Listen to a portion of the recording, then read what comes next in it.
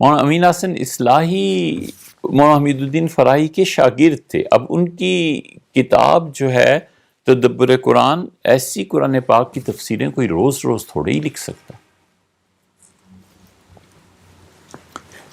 جہاں پہنچ کے ان سے اختلاف پیدا ہوا.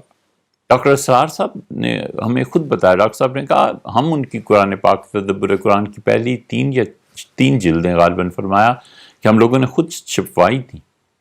اور امین حسن صاحب کے اسباب اور ذرائع اتنے نہیں تھے. ضیاء الحق گیا تھا کہ اسلامی نظریاتی کونسل میں آ جائیں، کمشنر کو بھیجا تھا،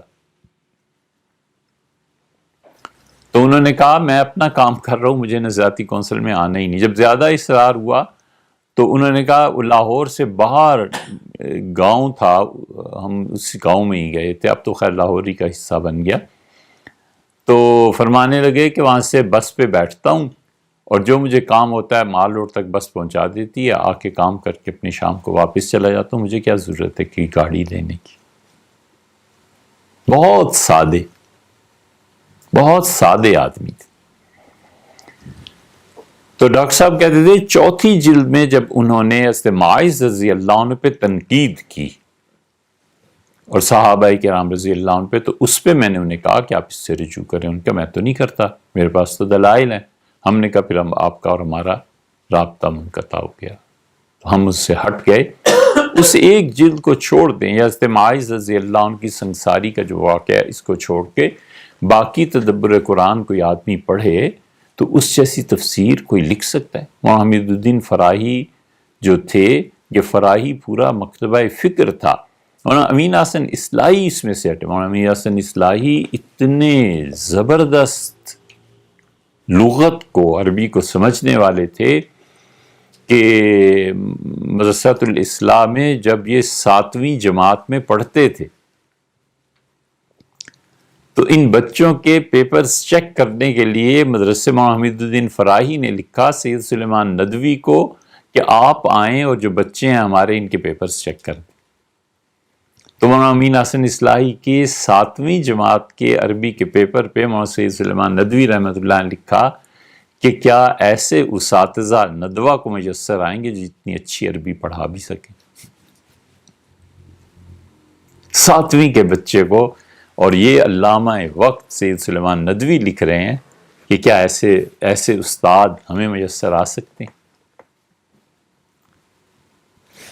تو جو ایک طرح کی غلط چیز آ گئی تھی اس کو ہم نے بیان کر دیا، لیکن باقی چیزیں یہ مولانا حمید الدین فراہی کا اثر تھا. مولانا حمید الدین فراہی نے، لیکن وہ علمی سطح پہ تھا، وہ علمی سطح پہ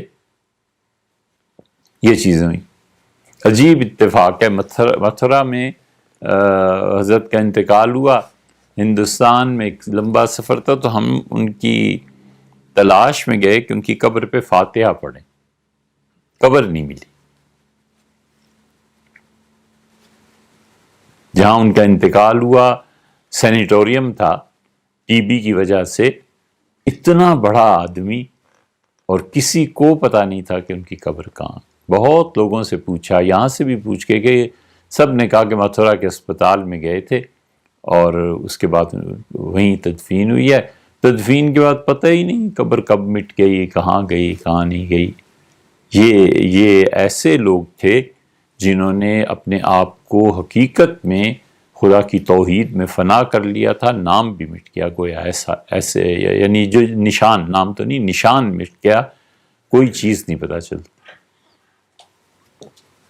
مولانا حمید الدین فراہی نے جتنا کام کیا یہ علمی سطح کا کام تھا.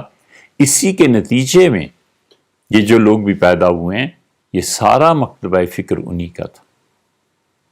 اور مولانا حمید الدین فراہی نے جو چیزیں لکھی ہیں لارڈ کرزن کے ساتھ ہو گئے تھے، معاش کے ہاتھوں مجبور ہو گئے. لارڈ کرزن جو تھا اس نے دورہ کیا تھا پورے تقریباً عالم اسلام کا. اس نے دیکھا تھا کہ کون کون سی بندرگاہیں ہیں، کہاں کہاں کیا کیا کمزوریاں ہیں، انگریز کیسے قابو پا سکتا ہے سارے علاقوں میں، سعودیز کا جو برطانیہ کے ساتھ معاہدہ، یہ سب چیزیں ایک ہی قصہ اور ایک ہی کہانی ہے. تو اس کے ساتھ گئے تھے مولانا حمید الدین فرائی ترجمان بن کے. اس سے کہا مجھے ایک ایسا آدمی چاہیے جو انگلش بھی جانتا اور عربی بھی جانتا ہو. تو مولانا حمید الدین صاحب دونوں چیزیں جانتے تھے. تو یہ لارڈ کرزن کے ساتھ گئے تھے، ٹرانسلیٹر تھے، معاش کی مجبوری کی وجہ سے گئے تھے. ہمارے زمانے کے بہت بڑے مفتی جن کا بڑا نام ہے، انہوں نے مولانا عبدالحمید فرائی پہ جو ان پہ طنز اور تشنیع اور انگریزوں کا ایجنٹ قرار دیا ہے، وہ کاش مولانا حمید الدین کو پڑھے ہوئے ہوتے تو شاید وہ یہ الفاظ نہ لکھتے. مفتی صاحب کراچی کے ابو لبابہ مفتی ابو لبابہ صاحب کا نام تو بڑا مشہور ہے. انہوں نے جو مولانا حمید الدین صاحب کے ساتھ کیا ہے بہت ہی گھٹیا حرکت انہوں نے کی اور ان کے خلاف بہت کچھ لکھا. کاش وہ پڑھے ہوتے کہ مولانا حمید الدین فرائی رحمۃ اللہ علیہ کا مقام کیا تھا. اور مکتبہ فکر انہی سے چلا ہے. یہ الگ بات ہے کہ مولانا امین حسن اصلاحی صاحب نے کچھ لکھا تو وہ ظاہر ہے کہ وہ ان کی اپنی تحقیق ہے. ان کے بعد اب اس زمانے میں غامدی صاحب نے مولانا امین حسن اصلاحی صاحب سے پڑھا ہے. تو جو اگلی نسلوں میں یا شاگردوں میں کوئی خراب چیز ہوتی ہے یا کوئی غلط نظریہ آ جاتا ہے کہ اس کے ذمہ دار وہ ہوتا ہے. اس کا یہ تھوڑا ہی مطلب ہے کہ مسلمانوں کو دیکھ کے کوئی آدمی اسلاف پہ الزام لگانے لگے کہ وہ لوگ بھی ایسے ہی تھے. یہ چیزیں واقع ہوتی رہتی ہیں. اچھے کو اچھا کہنا اور برے کو برا کہنا خود اپنے ہی بینا ہونے کی کوئی دلیل بنتا ہے. اس اصل چیز پہ کیا فرق پڑنا ہے.